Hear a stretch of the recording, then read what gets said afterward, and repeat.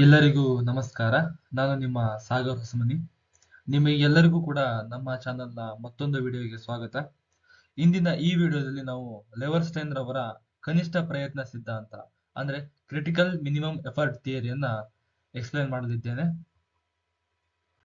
ಅದಕ್ಕೂ ಮುನ್ನ ನಮ್ಮ ಚಾನೆಲ್ಗೆ ಬಹಳಷ್ಟು ಜನ ಸಬ್ಸ್ಕ್ರೈಬ್ ಆಗದೆ ವಿಡಿಯೋವನ್ನ ವೀಕ್ಷಣೆ ಮಾಡ್ತಾ ಇದ್ದೀರಾ. ದಯಮಾಡಿ ಸಬ್ಸ್ಕ್ರೈಬ್ ಆಗಿ. ನೀವು ಸಬ್ಸ್ಕ್ರೈಬ್ ಆಗೋದ್ರಿಂದ ನಮಗೆ ಮತ್ತಷ್ಟು ವಿಡಿಯೋಗಳನ್ನ ಮಾಡಲಿಕ್ಕೆ ಪ್ರೋತ್ಸಾಹ ಸಿಗ್ತಾ ಹೋಗುತ್ತೆ. ಹಾಗೆ ವಿಡಿಯೋಗೆ ತಪ್ಪದೆ ಲೈಕ್ ಮಾಡಿ, ನಿಮ್ಮ ಅಭಿಪ್ರಾಯವನ್ನ ಕಮೆಂಟ್ ಮಾಡಿ, ಹಾಗೆ ನಿಮ್ಮ ಸ್ನೇಹಿತರನ್ನು ಕೂಡ ಇದನ್ನ ಹಂಚ್ಕೊಳ್ಳಿ. ಇವಾಗ ನಾವು ಈ ಒಂದು ಸಿದ್ಧಾಂತವನ್ನ ಕಲಿತಾ ಹೋಗೋಣ. ನಿರ್ಣಾಯಕ ಕನಿಷ್ಠ ಪ್ರಯತ್ನ ಸಿದ್ಧಾಂತ ಅಂದ್ರೆ ಕ್ರಿಟಿಕಲ್ ಮಿನಿಮಮ್ ಎಫರ್ಟ್ ಥಿಯರಿ. ಇದನ್ನ ಪ್ರತಿಪಾದನೆ ಮಾಡಿದವರು ಪ್ರೊಫೆಸರ್ ಹಾರ್ವೆ ಲೈವನ್ಸ್ಟನ್ ಮತ್ತು ಪ್ರೊಫೆಸರ್ ನೆಲ್ಸನ್. ಇವರು ಈ ಒಂದು ಸಿದ್ಧಾಂತವನ್ನ ಪ್ರತಿಪಾದನೆ ಮಾಡಿದ್ದಾರೆ. ಇಲ್ಲಿ ಆದ್ರೆ ನಮ್ಮ ಸಿಲೆಬಸ್ಗೆ ಲೆಬರ್ಸ್ಟೈನ್ ರವರ ಪ್ರತಿಪಾದನೆ ಮಾತ್ರ ಇಟ್ಟಿದ್ದಾರೆ, ಹಾಗಾಗಿ ಅದನ್ನಷ್ಟೇ ನಾವು ತಿಳ್ಕೊಳ್ತಾ ಹೋಗೋಣ. ಲೆಬರ್ಸ್ಟೈನ್ ರವರ ಪ್ರಕಾರ ಬಡ ದೇಶಗಳು ವಿಷವೃತ್ತದಿಂದ ಸುತ್ತುವರೆದಿವೆ. ಕೆಳಮಟ್ಟದ ತಲಾ ಆದಾಯದ ಅಸಮಾಂತರ ಈ ದೇಶಗಳ ಬಹುಮುಖ್ಯ ಸಮಸ್ಯೆ. ಲೆಬರ್ಸ್ಟೈನ್ ರವರು ಏನ್ ಹೇಳ್ತಾರಪ್ಪ ಅಂತಂದ್ರೆ, ಈ ಬಡ ದೇಶಗಳಿದಾವಲ್ಲ ಇವೆಲ್ಲವೂ ಕೂಡ ವಿಷವೃತ್ತದಿಂದ ಸುತ್ತುವರೆದಿವೆ. ಯಾವ ರೀತಿ ವಿಷವೃತ್ತ ಅಂತಂದ್ರೆ, ತಲಾ ಆದಾಯದ ಅಸಮಾನತೆ ಈ ದೇಶಗಳಲ್ಲಿ ಬಹಳ ಇದೆ. ಈ ಒಂದು ವಿಷ ಏರಿಕೆ ಆದಂತೆ ಹೋದಂತೆ ಆ ದೇಶದ ಅಭಿವೃದ್ಧಿ ಕುಂಠಿತ ಆಗ್ತಾ ಹೋಗುತ್ತೆ. ಹಾಗಾಗಿ ಏನ್ ಹೇಳ್ತಾರಪ್ಪ ಅಂತಂದ್ರೆ, ಈ ವಿಷವೃತ್ತವನ್ನು ಒಡೆದು ಜನಸಂಖ್ಯೆಯ ಏರಿಕೆಗಿಂತ ಹೆಚ್ಚಿನ ದರದಲ್ಲಿ ತಲಾ ಆದಾಯದ ಹೆಚ್ಚಳವನ್ನ ನೆಲೆಯನ್ನು ನಿರ್ಮಿಸಬೇಕಾದ್ರೆ ಅಭಿವೃದ್ಧಿಯ ಪ್ರಯತ್ನವು ಒಂದು ನಿರ್ದಿಷ್ಟವಾದ ಕನಿಷ್ಠ ಮಟ್ಟದಾಗಿರಬೇಕು ಅಂತ ಹೇಳ್ತಾರೆ. ನಾವು ಕಳೆದ ವಿಡಿಯೋದಲ್ಲಿ ನೋಡಿದ್ವಿ ಬೃಹತ್ ಪ್ರಯತ್ನ ಸಿದ್ಧಾಂತ ಅಂತ. ಆ ಬೃಹತ್ ಪ್ರಯತ್ನ ಸಿದ್ಧಾಂತದಲ್ಲಿ ದೊಡ್ಡ ಮೊತ್ತದ ಒಂದು ಇನ್ವೆಸ್ಟ್ಮೆಂಟ್ ಮಾಡಿ ಆ ದೇಶವನ್ನು ಅಭಿವೃದ್ಧಿ ಮಾಡ್ಬೇಕಂತ ಹೇಳ್ತಾ ಹೋಗ್ತಾರೆ.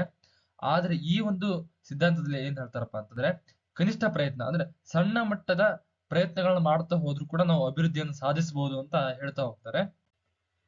ಈ ಒಂದು ಸಿದ್ಧಾಂತ ಎರಡು ಮೂಲಭೂತ ಊಹೆಗಳ ಮೇಲೆ ನಿಂತಿದೆ.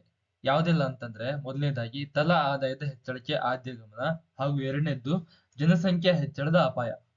ಅಂದ್ರೆ ಈ ಎರಡು ಊಹೆಗಳ ಆಧಾರಿತವಾಗಿ ಈ ಒಂದು ಸಿದ್ಧಾಂತವನ್ನ ಸಿದ್ಧಪಡಿಸಲಾಗಿದೆ. ಮೊದಲನೇದು ತಲಾ ಆದಾಯದ ಹೆಚ್ಚಳಕ್ಕೆ ಆದ್ಯ ಗಮನ. ಅಂದ್ರೆ ಆ ದೇಶಗಳು ತಲಾ ಆದಾಯವನ್ನು ಹೆಚ್ಚಿಗೆ ಮಾಡ್ಕೋಬೇಕು. ಹೆಚ್ಚಿಗೆ ಮಾಡ್ಕೊಂಡಾಗ ಮಾತ್ರ ಅಭಿವೃದ್ಧಿ ಆಗುತ್ತೆ ಅಂತ ಈ ಒಂದು ಸಿದ್ಧಾಂತ ಹೇಳ್ತಾ ಹೋಗುತ್ತೆ. ಎರಡನೇ ಊಹೆ ಏನಪ್ಪಾ ಅಂತಂದ್ರೆ, ಜನಸಂಖ್ಯೆ ಹೆಚ್ಚಳದ ಅಪಾಯ, ಡೇಂಜರ್ ಆಫ್ ಇನ್ಕ್ರೀಸಿಂಗ್ ಪಾಪ್ಯುಲೇಷನ್. ಲೈಬರ್ಸ್ಟನ್ ರವರು ಏನ್ ಹೇಳ್ತಾರಪ್ಪ ಅಂದ್ರೆ, ತಲಾ ಆದಾಯ ಮತ್ತು ಫಲವತ್ತತೆಯ ದರದ ನಡುವೆ ಸಂಬಂಧ ಇದೆ.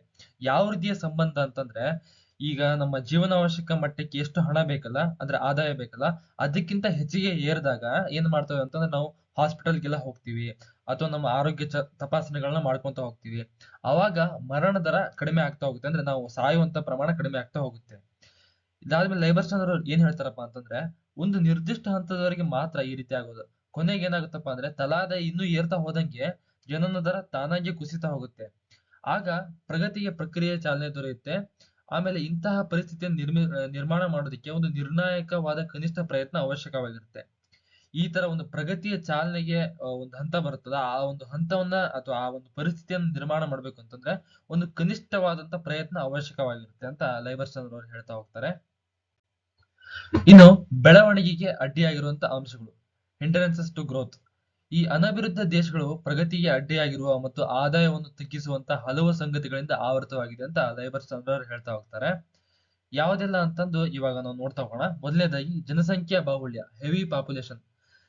ಜನಸಂಖ್ಯೆ ಏನು ಇದೆಯಲ್ಲ ಹೆಚ್ಚಿಗೆ ಆಗ್ತಾ ಹೋದಂಗೆ ಬೆಳವಣಿಗೆಗೆ ಅಡ್ಡಿ ಆಗ್ತಾ ಹೋಗುತ್ತೆ ಅಂತ ಲೈಬರ್ಸ್ಟನ್ ಅವರು ಹೇಳ್ತಾ ಹೋಗ್ತಾರೆ. ಈ ಜನಸಂಖ್ಯೆ ಬಾಹುಳ್ಯ ಬಡ ಆರ್ಥಿಕತೆಗಳನ್ನು ಕಾಡುತ್ತಿರುವಂತ ಬಹುಮುಖ ಸಮಸ್ಯೆ ಅಂತ ಲೈಬರ್ಸ್ಟನ್ ಅವರು ಹೇಳಿದ್ದಾರೆ. ಆಮೇಲೆ ಎರಡನೇ ಒಂದು ಇದೇನಪ್ಪಾ ಅಂತಂದ್ರೆ ಪಾಯಿಂಟ್, ಶೂನ್ಯ ಮೊತ್ತದ ಉದ್ಯಮ ಚಟುವಟಿಕೆಗಳ ಅಸ್ತಿತ್ವ, existence of zero sum business activities. ಅಂದ್ರೆ ಉದ್ಯಮಶೀಲತೆಯ ಪ್ರೇರಣೆಗೆ ಇಲ್ಲಿ ಶೂನ್ಯ ಅಥವಾ ಸೊನ್ನೆ ಆಗಿರುತ್ತೆ. ಹೂಡಿಕೆಗೆ ಪ್ರತಿಫಲವಾಗಿ ದೊರೆಯುವ ಲಾಭದ ದರವು ಬಹಳ ಕಡಿಮೆ ಇರುವುದು ಇದಕ್ಕೊಂದು ಕಾರಣ. ಏನ್ ಹೇಳ್ತಾರಪ್ಪ ಅಂದ್ರೆ, ಬಡ ಆರ್ಥಿಕ ದೇಶಗಳಲ್ಲಿ ಏನಾಗತ್ತಪ್ಪ ಅಂತಂದ್ರೆ ಉದ್ಯಮಶೀಲತೆಗೆ ಪ್ರೇರಣೆ ಇರೋದಿಲ್ಲ, ಅದು ಸೊನ್ನೆ ಆಗಿರುತ್ತೆ ಆಲ್ಮೋಸ್ಟ್. ಯಾರು ಕೂಡ ನಾವು ಉದ್ಯಮಗಳನ್ನ ಪ್ರಾರಂಭ ಮಾಡ್ಬೇಕು, ಅದರಿಂದ ಲಾಭವನ್ನು ಗಳಿಸ್ಬೇಕು ಅನ್ನೋದೇನು ತಲೆಯಲ್ಲಿರಲ್ಲ. ಯಾಕಪ್ಪ ಅಂದ್ರೆ ಅಲ್ಲಿ ಆ ಹೂಡಿಕೆ ಮಾಡಿರ್ತಾರಲ್ಲ ಹಣ, ಆ ಹೂಡಿಕೆಗೆ ಪ್ರತಿಫಲವಾಗಿ ಅಂದ್ರೆ ರಿಟರ್ನ್ಸ್ ಆಗಿ ಬರುವಂತ ಲಾಭ ಇದೆಯಲ್ಲ ಅದು ತುಂಬಾ ಕಡಿಮೆ ಇರುತ್ತೆ. ಅದೇ ಒಂದು ಮುಖ್ಯ ಕಾರಣ. ಈ ಸಮಸ್ಯೆಯನ್ನ ನಿವಾರಿಸಲು ಉದ್ಯಮದ ಪ್ರೇರಕಗಳು ಧನಾತ್ಮಕ ಮೊತ್ತದಗಳಾಗಿರ್ಬೇಕು. ಅಂದ್ರೆ ಲಾಭ ಹೆಚ್ಚಿಗಿದ್ರೆ ಮಾತ್ರ ಯಾರಾದ್ರೂ ಹೂಡಿಕೆ ಮಾಡ್ತಾರೆ. ಹಾಗಾಗಿ ಬಡ ಆರ್ಥಿಕ ದೇಶಗಳಲ್ಲಿ ಇಂಥ ಒಂದು ಪರಿಸ್ಥಿತಿಗಳನ್ನ ನಿರ್ಮಾಣ ಮಾಡಬೇಕು. ಇದಕ್ಕಾಗಿ ನಿರ್ಣಾಯಕವೆನಿಸುವಂತ ಕನಿಷ್ಠ ಗಾತ್ರದ ದೊಡ್ಡ ಪ್ರಮಾಣದ ಅಭಿವೃದ್ಧಿ ಪ್ರಯತ್ನ ಅಗತ್ಯವಾಗಿರ್ತದೆ ಅಂತ ಲೈಬರ್ಸನ್ ಅವರು ಹೇಳ್ತಾ ಹೋಗ್ತಾರೆ. ಏನಂತಂದ್ರೆ ಈ ಒಂದು ಪಾಯಿಂಟ್ ನಾವು ಈ ಒಂದು ಸಿದ್ಧಾಂತವನ್ನು ಅರ್ಥ ಮಾಡ್ಕೋಬೇಕಂತಂದ್ರೆ ಸಿಂಪಲ್ ಆಗಿ ಹೇಳ್ಬೇಕಂತಂದ್ರೆ ಬಟರ್ಫ್ಲೈ ಎಫೆಕ್ಟ್ ಅನ್ನು ನಾವು ಅರ್ಥ ಮಾಡ್ಕೋಬೇಕು. ಬಟರ್ಫ್ಲೈ ಎಫೆಕ್ಟ್ ಅಂತಂದ್ರೆ ಒಂದು ಸಣ್ಣ ಒಂದು ನಮ್ಮ ಪ್ರಯತ್ನ ಇದೆಯಲ್ಲ, ಆ ಒಂದು ಸಣ್ಣ ಪ್ರಯತ್ನ ನಮ್ಮ ಜೀವನದಲ್ಲಿ ಎಲ್ಲೋ ಒಂದ್ ಕಡೆ ನಮ್ಗೆ ದೊಡ್ಡದಾಗಿ ಕಾಣಿಸ್ಕೊಳ್ತಾ ಹೋಗುತ್ತೆ ಪ್ರತಿಫಲವಾಗಿ. ಹೇಗೆ ಅಂತಂದ್ರೆ ಒಂದು ಚಿಟ್ಟೆ ತನ್ನ ಒಂದು ರೆಕ್ಕೆಯನ್ನ ಬಡಿತಾ ಹೋಗುತ್ತಲ್ಲ, ಆ ಚಿಟ್ಟೆ ರೆಕ್ಕೆ ಬಡಿತಾ ಹೋದಾಗ ಅದು ಹಲವಾರು ಚಿಟ್ಟೆಗಳು ಕೂಡಿ ಆ ಒಂದು ಗಾಳಿಯ ಮೂಲಕ ಅದು ಹೆಚ್ಚಿಗೆ ಆಗ್ತಾ ಅದ್ರ ಅಮೌಂಟ್ ರಿಟರ್ನ್ಸ್ ಆಗಿ ಏನ್ ಬರ್ತಂದ್ರೆ ಒಂದು ದೊಡ್ಡ ಚಂಡಮಾರುತನ ಸೃಷ್ಟಿಯಾಗುವಂತ ಚಾನ್ಸಸ್ ಇರುತ್ತೆ. ಈ ಒಂದು ಅಂಶವನ್ನ ನಾವು ಬಟರ್ಫ್ಲೈ ಎಫೆಕ್ಟ್ ಅಂತ ಕರಿತೀವಿ. ಆ ಬಟರ್ಫ್ಲೈ ಎಫೆಕ್ಟ್ ನ ಒಂದು ಆಧಾರವಾಗಿ ಇಟ್ಕೊಂಡೆ ಈ ಒಂದು ಕ್ರಿಟಿಕಲ್ ಮಿನಿಮಮ್ ಥಿಯರಿ ಅಂದ್ರೆ ಕನಿಷ್ಠ ಪ್ರಯತ್ನ ಸಿದ್ಧಾಂತದ ಒಂದು ಪ್ರತಿಪಾದನೆ ಮಾಡಲಾಗಿದೆ. ಇನ್ನು ಮೂರನೇದು ಸಾಂಪ್ರದಾಯಿಕ ಧೋರಣೆಗಳು. ಅಂದ್ರೆ ಈ ಪರಿವರ್ತನೆ ಕಡೆಗೆ ಅವರ ಗಮನನೇ ಇರೋದಿಲ್ಲ ಯಾರೋ ಬಡ ದೇಶದ ಜನರಲ್ಲಿ. ಹೊಸ ವಿಷಯಗಳನ್ನ ಕಲಿಯಲು ಹಾಗೂ ಪ್ರಗತಿಗೆ ಪೂರಕವಾದ ಸಂಗತಿಗಳನ್ನು ರೂಢಿಸಿಕೊಳ್ಳಲು ಜನ ಇಚ್ಛಿಸುವುದಿಲ್ಲ. ಏಕೆಂದ್ರೆ ದೇಶದ ಪರಿಸರವೇ ಹಾಗಾಗಿರುತ್ತೆ.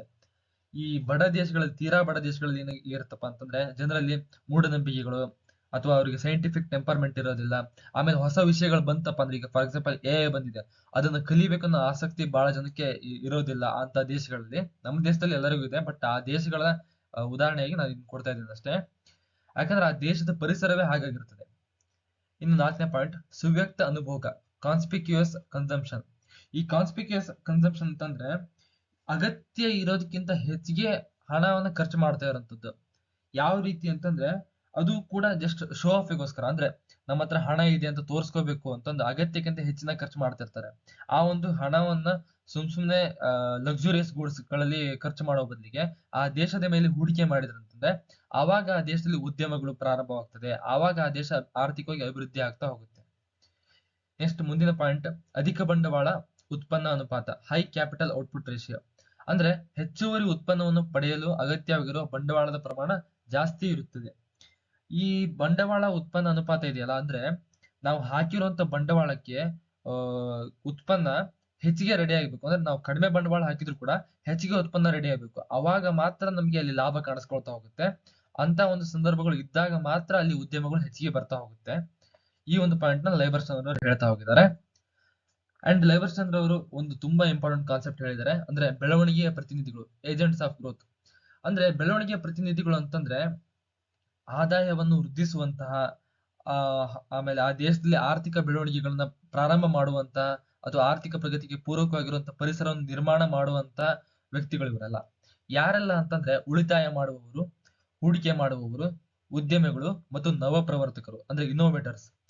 ಈ 4 ಜನ ಏನ್ ಮಾಡ್ತಾರಪ್ಪ ಅಂದ್ರೆ ಆ ಒಂದು ದೇಶದ ಅಭಿವೃದ್ಧಿಗೆ ಅಥವಾ ಆರ್ಥಿಕ ಪ್ರಗತಿಗೆ ಕಾರಣ ಆಗಿರ್ತಾರೆ. ಮೊದಲನೇದಾಗಿ ಜನರು ಉಳಿತಾಯ ಮಾಡ್ಬೇಕು. ಜನರು ಉಳಿತಾಯ ಮಾಡಿದ್ರು ಅಂತಂದ್ರೆ 2ನೇ ಪಾಯಿಂಟ್, ಹೂಡಿಕೆ ಮಾಡ್ತಾರೆ. ಹೂಡಿಕೆ ಮಾಡಿದಾಗ ಹೊಸ ಹೊಸ ಉದ್ಯಮಗಳು ಪ್ರಾರಂಭವಾಗ್ತಾ ಹೋಗುತ್ತೆ. ಅಂಡ್ ಹೊಸ ಹೊಸ ಉದ್ಯಮಗಳು ಪ್ರಾರಂಭವಾದಾಗ ಅಲ್ಲಿ ಕಾಂಪಿಟೇಷನ್ ಬರ್ತದೆ. ಆ ಕಾಂಪಿಟೇಷನ್ ಅಲ್ಲಿ ಏನ್ ಮಾಡ್ತಾರಪ್ಪ ಅಂತಂದ್ರೆ ನಾವು ಇನ್ನೂ ಏನಾದ್ರು ಹೊಸದಾಗಿ ಕಂಡುಹಿಡಬೇಕು, ಹೊಸದಾಗಿ ಇನ್ನೋವೇಷನ್ ಮಾಡ್ಬೇಕು ಅಂತ ಒಂದು ಸ್ಪಿರಿಟ್ ಎಲ್ಲರಿಗೂ ಬರುತ್ತೆ. ಆವಾಗ ಬೆಳವಣಿಗೆ, ಆ ದೇಶದ ಆರ್ಥಿಕ ಪ್ರಗತಿ ಎಲ್ಲವೂ ಹೆಚ್ಚಿಗೆ ಆಗ್ತಾ ಹೋಗುತ್ತೆ. ಆದ್ರೆ ಆದಾಯ ವೃದ್ಧಿಸುವಂತ ಒತ್ತಡಗಳು ಒಮ್ಮಿಂದೊಮ್ಮೆಲೆ ಸೃಷ್ಟಿಯಾಗುವುದಿಲ್ಲ. ಸಡನ್ ಆಗಿ ಇವತ್ತು ರಾತ್ರಿ ಬೆಳಕರಿದ ತಕ್ಷಣ ಎಲ್ಲವೂ ಕೂಡ ಚೇಂಜ್ ಆಗಿರುತ್ತೆ, ಆರ್ಥಿಕವಾಗಿ ಬದಲಾವಣೆ ಆಗುತ್ತೆ ಅನ್ನೋದು ಸಾಧ್ಯ ಇಲ್ಲ. ನಿಧಾನವಾಗಿ ಪ್ರಾರಂಭವಾಗ್ತಾ ಹೋಗುತ್ತೆ. ಈ ನಿಧಾನವಾಗಿ ಪ್ರಾರಂಭ ಆಗ್ತಾ ಹೋಗೋದೇ ಕನಿಷ್ಠ ಪ್ರಯತ್ನ ಸಿದ್ಧಾಂತದ ಒಂದು ಮೂಲ ತತ್ವ. ಅಂತಹ ಕೆಲವು ವಿಧಾನಗಳೆಂದರೆ ವಿದೇಶಿ ಬಂಡವಾಳದ ಆಮದು, ತಾಂತ್ರಿಕ ಮುನ್ನಡೆ ಮತ್ತು ಶ್ರಮದ ಹೊರವಲಸೆ. ಇವ್ರೇನ್ ಹೇಳ್ತಾರಪ್ಪ ಅಂತಂದ್ರೆ ಲೈಬರ್ಸನ್ ಅವರು, ಅಂತಹ ಕೆಲವು ವಿಧಾನಗಳು ಯಾವ್ದೆಲ್ಲ ಅಂತಂದ್ರೆ ವಿದೇಶಿ ಬಂಡವಾಳದ ಆಮದು, ನಾವು ಬೇರೆ ದೇಶದಿಂದ ಬಂಡವಾಳನ್ನ ಆಮದು ಮಾಡ್ಕೊಳ್ಬೇಕು. ಹಾಗೆ ತಾಂತ್ರಿಕವಾಗಿ ಮುನ್ನಡೆ, ಒಂದು ದೇಶ ಅಭಿವೃದ್ಧಿ ಆಗ್ಬೇಕಂತಂದ್ರೆ ಅದ್ರ ಟೆಕ್ನಾಲಜಿಕಲಿ ಡೆವಲಪ್ಮೆಂಟ್ ಆಗ್ತಾ ಹೋಗ್ಬೇಕು. ಈಗ ಚೈನಾ ಯಾಕೆ ಡೆವಲಪ್ ಆಗಿದೆಪ್ಪ ಅಂತಂದ್ರೆ ಅದ್ರ ಟೆಕ್ನಾಲಜಿಕಲಿ ತುಂಬಾ ಡೆವಲಪ್ ಆಗಿದೆ ಹಾಗಾಗಿ. ಆಮೇಲೆ ಮತ್ತು ಶ್ರಮದ ಹೊರವಲಸೆ. ಶ್ರಮದ ಹೊರವಲಸೆ ಅಂತಂದ್ರೆ ಶ್ರಮ ಏನು ಜನರು ಇರ್ತಾರಲ್ಲ, ದುಡಿಯುವಂತ ಜನರು, ಅವರೆಲ್ಲ ಬೇರೆ ದೇಶಕ್ಕೆ ಹೋಗಿ ದುಡಿಮೆ ಮಾಡ್ಕೊಂಡು ಬಂದು ಅಲ್ಲಿಂದ ವಾಪಸ್ ನಮ್ಮ ದೇಶಕ್ಕೆ ಹಣವನ್ನು ಕಳಿಸಿದಾಗ ಇನ್ನೂ ಹೆಚ್ಚಿನ ಆದಾಯ ಬರ್ತದೆ, ಇನ್ನೂ ಹೆಚ್ಚಿನ ಆರ್ಥಿಕ ಪ್ರಗತಿ ಆಗುತ್ತೆ ಅನ್ನೋದು ಲೈಬರ್ಸನ್ ಅವರ ವಾದವಾಗಿದೆ. ಆಮೇಲೆ ಮುಂದಿನ ಪಾಯಿಂಟ್ ಏನಪ್ಪಾ ಅಂದ್ರೆ ಸ್ವಯಂ ಪೋಷಕ ಪ್ರಗತಿಗೆ ಪ್ರೇರಕವಾಗುವಂತಹ ಸ್ಥಿತಿಗಳ ನಿರ್ಮಾಣ, creation of conditions conductive to self sustained growth. ಅಂದ್ರೆ ನಿರ್ಣಾಯಕ ಕನಿಷ್ಠ ಪ್ರಯತ್ನದ ಫಲವಾಗಿ ಆದಾಯವನ್ನು ವೃದ್ಧಿಸುವಂತಹ ಒತ್ತಡಗಳು ಪಸರಿಸುತ್ತಿದ್ದಂತೆ ಹಾಗೂ ಜನಸಂಖ್ಯೆಯ ಬೆಳವಣಿಗೆ ಹತೋಟಿಗೆ ಬರುತ್ತಿರುವಾಗ ದೇಶದಲ್ಲಿ ಸ್ವಯಂ ಸೃಷ್ಟಿಕಾರಕ ಪ್ರಗತಿಗೆ ಪ್ರೇರಕವಾಗುವಂತಹ ಪರಿಸರವು ನಿರ್ಮಾಣಗೊಳ್ಳುತ್ತದೆ. ಅಂದ್ರೆ ಇವೆಲ್ಲ ಏನು ಹಂತಗಳನ್ನೆಲ್ಲ ಮಾಡಿದ ತಕ್ಷಣ ಏನಾಗುತ್ತಪ್ಪ ಅಂತಂದ್ರೆ ಆ ದೇಶದಲ್ಲಿ ಒಂದು ಪರಿಸರ ನಿರ್ಮಾಣ ಆಗುತ್ತೆ. ಯಾವ ರೀತಿ ಪರಿಸರ ಅಂತಂದ್ರೆ ಸ್ವಯಂ ಸೃಷ್ಟಿಕಾರಕ ಪ್ರಗತಿ ಅಂತಂದ್ರೆ ಆಟೋಮೆಟಿಕ್ ಡೆವಲಪ್ಮೆಂಟ್ ಆಗ್ತಾ ಇರುವಂತ ಒಂದು ಪರಿಸರ ನಿರ್ಮಾಣ ಆಗುತ್ತೆ. ಹೀಗೆ ಪರಿಸರ ನಿರ್ಮಾಣ ಅಂತ ಆಯ್ತಂತಂದ್ರೆ ಅದು ಅಭಿವೃದ್ಧಿಗೆ ಪ್ರೇರಕವಾಗಿ ಕಾರ್ಯನಿರ್ವಹಿಸುವಂತ ಸಂಗತಿಗಳಲ್ಲಿ ಕೆಲವು ಮುಖ್ಯವಾದಗಳು ಮುಂದಿನಂತಿವೆ. ಯಾವ್ದೆಲ್ಲ ಅಂತಂದ್ರೆ ಮೊದಲನೇದಾಗಿ ಬೆಳವಣಿಗೆ ಪ್ರತಿನಿಧಿಗಳ ಕ್ರಿಯಾಶೀಲತೆ ಮತ್ತು ವಿಸ್ತರಣೆ, ಹಾಗೂ ಎರಡನೇದು ಬಂಡವಾಳ ಉತ್ಪನ್ನ ಅನುಪಾತದಲ್ಲಿ ಕುಸಿತ. ಈ ಬಂಡವಾಳ ಉತ್ಪನ್ನ ಅನುಪಾತದಲ್ಲಿ ಕುಸಿತ ಅಂದ್ರೆ ಏನಪ್ಪಾ ಅಂತಂದ್ರೆ ಬಂಡವಾಳವನ್ನ ಕಡಿಮೆ ಹಾಕಿ ಹೆಚ್ಚಿನ ಉತ್ಪನ್ನಗಳನ್ನು ಉತ್ಪಾದನೆ ಮಾಡಿದಾಗ ಆ ಒಂದು ರೇಷಿಯೋ ಇದೆಯಲ್ಲ ಅನುಪಾತ, ಆ ಅನುಪಾತ ಕುಸಿತ ಆಗಿತ್ತಪ್ಪ ಅಂತಂದ್ರೆ ನಮಗೆ ಆ ಉದ್ಯಮದಾರರಿಗೆ ಲಾಭ ಆಗುತ್ತೆ. ಈ ಒಂದು ಅಂಶವನ್ನೇ ಅಲ್ಲಿ ಹೇಳಿರುವಂತದ್ದು ಬಂಡವಾಳ ಉತ್ಪನ್ನ ಅನುಪಾತದಲ್ಲಿ ಕುಸಿತ. ಯಾವಾಗ ಬಂಡವಾಳ ಉತ್ಪನ್ನ ಅನುಪಾತದಲ್ಲಿ ಕುಸಿತ ಆಗ್ತಾ ಹೋಗುತ್ತಲ್ಲ ಅವಾಗ ನಾವು ಅರ್ಥ ಮಾಡ್ಕೋಬೇಕು ಅಲ್ಲಿ ಒಳ್ಳೆ ಪರಿಸರ ನಿರ್ಮಾಣ ಆಗಿದೆ, ಆ ದೇಶ ಮುಂದೆ ಆರ್ಥಿಕವಾಗಿ ಅಭಿವೃದ್ಧಿ ಆಗ್ತಾ ಹೋಗುತ್ತೆ ಅಂತಂದು. ಇನ್ನು ಮೂರನೇ ಪಾಯಿಂಟ್ ಸಾಮಾಜಿಕ ಮತ್ತು ಆರ್ಥಿಕ ಚಲನೆಗೆ ಪ್ರೋತ್ಸಾಹದಾಯಕವಾದ ಅಂಶಗಳ ಬೆಳವಣಿಗೆ. ನಾಲ್ಕನೇ ಪಾಯಿಂಟ್ ಪ್ರಗತಿಗೆ ಅಡ್ಡಿಯಾಗಿರುವ ಒತ್ತಡಗಳ ಗಾತ್ರ ಮತ್ತು ಪರಿಣಾಮಕತೆಯ ಇಳಿಕೆ. ಐದನೇ ಪಾಯಿಂಟ್ ದ್ವಿತೀಯ ಮತ್ತು ತೃತೀಯ ಚಟುವಟಿಕೆಗಳ ವಿಸ್ತರಣೆಯೊಡನೆ ಶ್ರಮ ವಿಭಜನೆಯ ವೃದ್ಧಿ. ಆರನೇ ಪಾಯಿಂಟ್ ಫಲವತ್ತತೆಯ ದರದ ಕುಸಿತಕ್ಕೆ ನೆರವಾಗುವಂತಹ ಆರ್ಥಿಕ ಮತ್ತು ಸಾಮಾಜಿಕ ಸುಧಾರಣೆಗೆ ಪೂರಕವಾದ ಪರಿಸರದ ನಿರ್ಮಾಣ. ಇವಿಷ್ಟು ಪಾಯಿಂಟ್ಸ್ಗಳು ಪ್ರೇರಣೆ ಆಗಿರ್ತವೆ ಅಭಿವೃದ್ಧಿಗೆ. ಇನ್ನು ಏನೇ ಒಂದು ಸಿದ್ಧಾಂತ ಮಂಡನೆ ಮಾಡಿದ್ರು ಕೂಡ ಅದರಲ್ಲಿ ಒಂದು ಟೀಕೆ ಅನ್ನೋದು ಬಂದೇ ಬರುತ್ತೆ. ಯಾವುದೇ ಒಂದು ಕಾರ್ಯ ಆಗ್ಲಿ ನಾವು ಮಾಡಿದ್ವಿ ಅಂತ ಒಂದು ಟೀಕೆ ಬಂದೇ ಬರುತ್ತೆ. ಆ ರೀತಿ ಈ ಲೈಬರ್ಸನ್ ಅವರ ಸಿದ್ಧಾಂತಕ್ಕೆ ಏನು ಟೀಕೆಗಳಿದೆ ಅಂತ ನೋಡ್ಕೊಂತ ಹೋಗೋಣ. ಮೊದಲನೇ ಟೀಕೆ, ಜನಸಂಖ್ಯೆಯ ಬೆಳವಣಿಗೆಯ ಬಗೆಗೆ ಅಸಮಂಜಸ ನಿಲುವು, irrelevant stand on population growth. Lieberson ಏನ್ ಹೇಳ್ತಾರಪ್ಪ ಅಂತಂದ್ರೆ ಅವ್ರ ಈ ವಾದ ಇದೆಯಲ್ಲ, ಈ ವಾದ ಅಸಮಂಜಸ ಅಂತ ಅವ್ರ ಟೀಕಾಕಾರರು ಹೇಳ್ತಾ ಹೋಗ್ತಾರೆ. ಜೀವನಾವಶ್ಯಕ ಮಟ್ಟದಿಂದ ತಲಾದಾಯ ಏರಿದಂತೆ ಜನಸಂಖ್ಯೆ ಹೆಚ್ಚುತ್ತದೆ ಮತ್ತು ಒಂದು ನಿರ್ದಿಷ್ಟ ಮಟ್ಟದ ಆದಾಯ ನಂತರ ಜನಸಂಖ್ಯೆ ಕುಸಿಯುತ್ತದೆ ಅಂತ ಅವರು ಹೇಳಿದ್ದಾರೆ. ಆದರೆ ವಾಸ್ತವಿಕವಾಗಿ ತಲಾ ಆದಾಯ ಮತ್ತು ಜನಸಂಖ್ಯೆಯ ನಡುವೆ ಈ ರೀತಿಯ ಸಂಬಂಧ ಕಲ್ಪಿಸುವುದು ಅಸಂಗತವಾಗುತ್ತೆ. ಈಗ ಅವ್ರು ಏನ್ ಹೇಳಿದ್ರಪ್ಪ ಅಂದ್ರೆ ಲೈಬರ್ಸ್ಟೈನ್ ಅವರು ತಲಾದಾಯ ಹೆಚ್ಚಿಗೆ ಆಯ್ತು ಅಂತಂದ್ರೆ ಜನಸಂಖ್ಯೆ ಕುಸಿಯುತ್ತೆ ಅಂತ ಹೇಳ್ತಾರೆ ಒಂದು ನಿರ್ದಿಷ್ಟ ಹಂತದ ನಂತರ. ಆದ್ರೆ ಈ ರೀತಿ ಆಗೇ ಬಿಡುತ್ತೆ ಅಂತ ಹೇಳೋದು ಕಷ್ಟ. ಈಗ ಫಾರ್ ಎಕ್ಸಾಂಪಲ್ ಚೈನಾದವರ ತಲಾದಾಯ ಹೆಚ್ಚಿಗೆ ಇದೆ, ಹಂಗಂದ ಮಾತ್ರಕ್ಕೆ ಅವರ ಜನಸಂಖ್ಯೆ ಕುಸಿತಾ ಇದೆಯಾ? ಇಲ್ಲ. ಇತ್ತೀಚಿನ ವರದಿಗಳಲ್ಲಿ ಕುಸಿತಾ ಇದೆ ಅಂತ ಇದೆ. ಆದ್ರೆ ಇಷ್ಟು ವರ್ಷ ನಾವು ನೋಡ್ಕೊಂತ ಬಂದ್ವಲ್ಲ, ಅಲ್ಲಿ ತಲಾದಾಯ ಹೆಚ್ಚಿಗೆ ಇದ್ರೂ ಕೂಡ ಜನಸಂಖ್ಯೆ ಕುಸಿತ ಆಗಿರ್ಲಿಲ್ಲ. ಇದಕ್ಕೆ ಹಾಗಾಗಿ ಟೀಕಾಕಾರರು ಏನ್ ಹೇಳ್ತಾರಪ್ಪ ಅಂದ್ರೆ ಇವೆರಡರ ಮಧ್ಯೆ ತಲಾದಾಯ ಮತ್ತು ಈ ಒಂದು ಜನಸಂಖ್ಯೆ ಇದೆಯಲ್ಲ ಇವೆರಡರ ಮಧ್ಯೆ ಸಂಬಂಧವನ್ನು ಕಲ್ಪಿಸುವುದು ಅಸಂಗತ, ಅಂದ್ರೆ ಕರೆಕ್ಟ್ ಆಗಲ್ಲ, ಇದು ತಪ್ಪು ಅಂತ ಟೀಕೆ ಮಾಡಿದ್ದಾರೆ. ಇನ್ನು ಎರಡನೇ ಟೀಕೆಪ್ಪ ಅಂದ್ರೆ ಅಸ್ಪಷ್ಟ ವಿವರಣೆ, ವೇಗ್ ಎಕ್ಸ್ಪ್ಲನೇಷನ್. ಈ ಒಂದು ಸಿದ್ಧಾಂತದಲ್ಲಿ ಲೈಬರ್ಸನ್ ಅವರು ಹೇಳಿದ್ದಾರೆ ವಿದೇಶಿ ಬಂಡವಾಳದ ಆಮದು ಮಾಡ್ಕೋಬೇಕು, ತಾಂತ್ರಿಕ ಮುನ್ನಡೆ ಮತ್ತು ಕಾರ್ಮಿಕರ ಹೊರವಲಸೆ ಇವೆಲ್ಲ ಹೇಳಿದ್ದಾರೆ. ಆದ್ರೆ ಇವೆಲ್ಲ ಅಷ್ಟು ಸುಲಭವಾಗಿ ಈಡೇರೋದಿಲ್ಲ. ಈಗ ಸಡನ್ ಆಗಿ ಅಮೆರಿಕದವರು 1,00,000 ಕೋಟಿ ರೂಪಾಯಿಗಳನ್ನ ನಮ್ಮ ದೇಶದ ಮೇಲೆ ಇನ್ವೆಸ್ಟ್ಮೆಂಟ್ ಮಾಡ್ಬೇಕು ಅಂತಂದ್ರೆ ಮಾಡೋದಿಲ್ಲ. ಯಾಕಂದ್ರೆ ಅದಕ್ಕೆ ಹಲವಾರು ಪ್ರೊಸೀಜರ್ ಬೇಕು. ಲಾಭ ಇದ್ರೆ ಮಾತ್ರ ಅವರು ಬಂದು ಇಲ್ಲಿ ತಮ್ಮ ಬಂಡವಾಳವನ್ನು ಹೂಡಿಕೆ ಮಾಡ್ತಾರೆ. ಹಾಗಾಗಿ ಇವೆಲ್ಲ ಅಸ್ಪಷ್ಟವಾಗಿ ವಿವರಣೆ ಕೊಟ್ಟಿದ್ದಾರೆ ಅಂತಂದು ಟೀಕಾಕಾರರು ಟೀಕೆ ಮಾಡಿದ್ದಾರೆ. ಇನ್ನು ಮೂರನೇ ಪಾಯಿಂಟ್ ಸರ್ಕಾರದ ಪಾತ್ರದ ನಿರ್ಲಕ್ಷ್ಯ. ಇವ್ರು ಏನ್ ಹೇಳಿದಾರೆ ಅಂತಂದ್ರೆ ಬರೀ ತಲಾ ಆದಾಯ, ಜನಸಂಖ್ಯೆ ಅದು ಇದೆಲ್ಲ ಹೇಳ್ತಾ ಹೋಗಿದ್ದಾರೆ. ಆದ್ರೆ ಸರ್ಕಾರ ಏನ್ ಮಾಡ್ಬೇಕು ಅನ್ನೋದನ್ನ ಸರಿಯಾಗಿ ಲೈಬರ್ಸನ್ ಎಲ್ಲೂ ಹೇಳಿಲ್ಲ. ಇದೊಂದು ಮುಖ್ಯ ಟೀಕೆ, ಬಹಳ ಇಂಪಾರ್ಟೆಂಟ್ ಆಗಿರುವಂತ ಟೀಕೆ ಇವರ ಒಂದು ಸಿದ್ಧಾಂತಕ್ಕೆ ಬಂದಿರುವಂತದ್ದು. ಆಮೇಲೆ ನಾಲ್ಕನೇ ಟೀಕೆ, ಕೊನೆರಹಿತ ಆರ್ಥಿಕ ಪ್ರಗತಿ ಪ್ರಕ್ರಿಯೆಯ ಅಸಮಂಜಸ ಕಲ್ಪನೆ, irrelevant concept of the process of endless economic growth. Lieberson ಅವರು ಏನು ಆರ್ಥಿಕ ಪ್ರಗತಿ ಎಲ್ಲ ಹೇಳಿದಾರಲ್ಲ ಇವ ಬಗ್ಗೆ, ಆದ್ರೆ ಇದೊಂದು ಅಸಮಂಜಸ ಕಲ್ಪನೆ ಅಂತ ಟೀಕಾಕಾರರು ಟೀಕೆ ಮಾಡಿದ್ದಾರೆ. ಯಾಕಪ್ಪ ಅಂದ್ರೆ ಜೈವಿಕವಾಗಿ ನಿರ್ಧಾರವಾದ ಜನಸಂಖ್ಯಾ ಬೆಳವಣಿಗೆಯ ವಾರ್ಷಿಕ ದರ 3% ಇರ್ತದೆ. ಇದಕ್ಕಿಂತ ಹೆಚ್ಚಿನ ದರದಲ್ಲಿ ರಾಷ್ಟ್ರೀಯ ಆದಾಯ ಅಧಿಕಗೊಂಡಾಗ ಕೊನೆರಹಿತ ಆರ್ಥಿಕ ಪ್ರಗತಿ ಪ್ರಕ್ರಿಯೆ ಆರಂಭ ಆಗುತ್ತೆ ಅಂತ ಲೈಬರ್ಸನ್ ವಾದ ಮಂಡಿಸಿದ್ದಾರೆ. ಆದ್ರೆ ಇದು ಅಸಂಗತ ಕಲ್ಪನೆ ಅಂತ ಲಾಮೈಂಟ್ ಅವರು ಪ್ರತಿಕ್ರಿಯೆ ನೀಡಿದ್ದಾರೆ. ಹಾಗೆ ಐದನೇ ಟೀಕೆ ಏನಪ್ಪಾ ಅಂತಂದ್ರೆ ಸಮಯದ ಅಂಶದ ನಿರ್ಲಕ್ಷ್ಯ, ನೆಗ್ಲೆಕ್ಟ್ ಆಫ್ ಟೈಮ್ ಎಲಿಮೆಂಟ್. ಜನಸಂಖ್ಯಾ ಏರಿಕೆ ಮತ್ತು ಆದಾಯ ವೃದ್ಧಿ ನಡುವೆ ಸಮಯದ ಅಂಶ ಇದೆಯಲ್ಲ, ಆ ಒಂದು ಸಮಯದ ಅಂಶವನ್ನು ಲೈಬರ್ಸನ್ ಕರೆಕ್ಟ್ ಆಗಿ ಹೇಳಿಲ್ಲ, ಇದನ್ನ ಅಲಕ್ಷ್ಯ ಮಾಡಿದ್ದಾರೆ ಅಂತ ಟೀಕಾಕಾರರು ಟೀಕೆ ಮಾಡಿದ್ದಾರೆ. ಎಸ್, ಇಲ್ಲಿಯವರೆಗೂ ನಮ್ಮ ಈ ಒಂದು ವಿಡಿಯೋವನ್ನ ವೀಕ್ಷಣೆ ಮಾಡೋದಕ್ಕೆ ಧನ್ಯವಾದಗಳು.